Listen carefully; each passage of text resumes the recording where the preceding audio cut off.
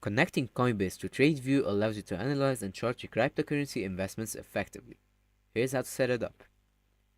Create a TradingView account. If you don't already have one, visit the TradingView website and sign up for a free account. You can also choose a paid plan for additional features. Once logged in, navigate to the TradingView chart interface. On the right side, you'll find a panel with various options. Click on the Trading Panel tab. In the Trading Panel, look for the Coinbase option. Click on it to initiate the connection process. If Coinbase isn't directly available, you may need to check integration with supported brokers or use a third-party API. You'll be prompted to log into your Coinbase account. Enter your credentials to authorize the connection.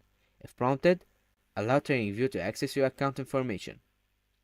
Some integrations may require an API key from Coinbase. To obtain this, log into your Coinbase account, go to the API settings, and create a new API key with the necessary permissions.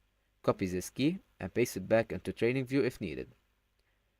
Once connected, you can use TradingView's advanced charting tools to analyze your Coinbase assets. You'll have access to real-time data and execute trades directly from the TradingView interface. I hope this helped, and see you in another video. Bye bye!